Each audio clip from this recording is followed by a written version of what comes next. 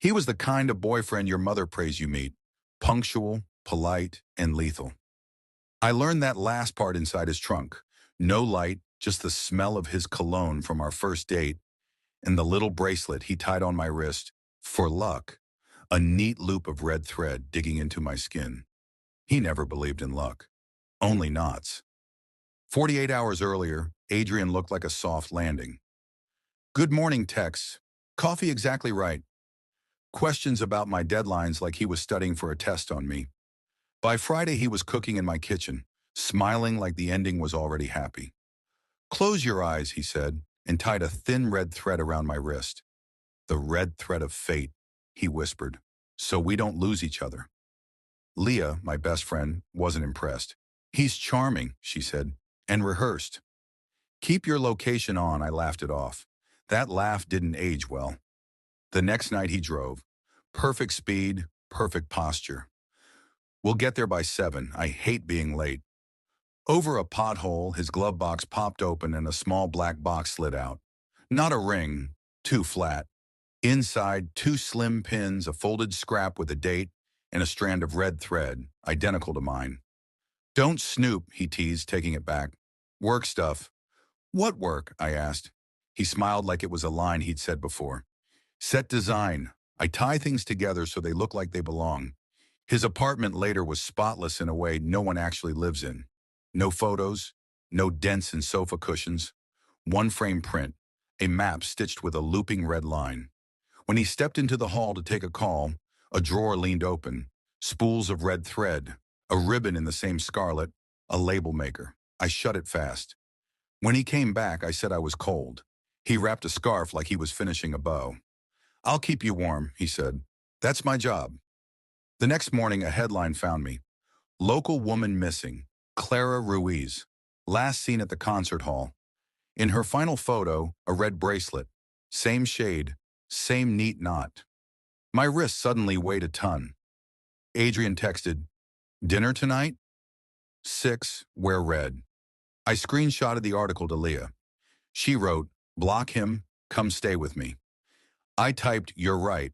Then his knock came at exactly 6, and I hadn't sent anything at all.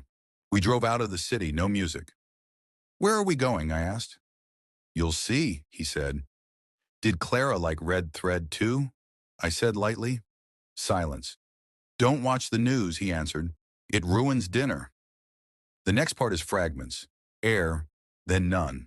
Light, then none. The soft give of carpet. My hands were cinched behind me. The red thread dug under a zip tie. When the car turned, the black box slid against my cheek.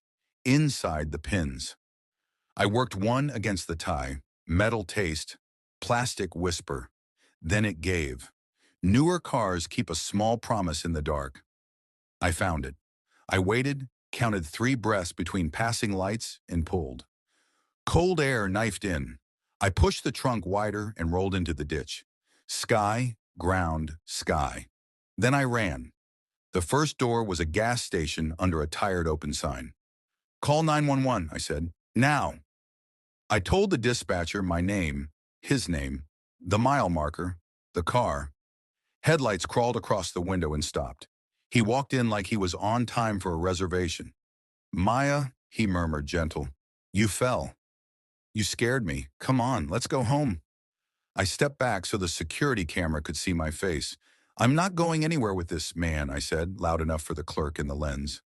If I leave, call the police and say my name out loud. His smile changed by a millimeter. You shouldn't make scenes, he whispered. That's not you. Then you don't know me, I said. The siren grew from a wish into a sound with teeth. Red and blue painted the gum rack. He backed away. He didn't run. He vanished into the edges of the night. But the camera had his face. The clerk had his plate. And I had his name. At the station, Detective June slid a folder between us. 3 reports, as she said.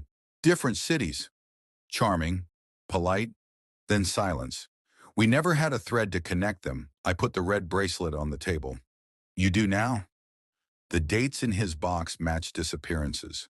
Clara's smile looked up from a photo, a red bracelet bright as a siren. You were lucky, the detective said. No, I told her. I was loud. A week later, I went back to the bridge where he told me about fate. I tied my red thread to the railing and let the rest fall, a warning in the wind. If your gut whispers while your head says you're being dramatic, listen to your gut. A good man won't tie a knot to keep you. He'll open his hand and let you choose. They found him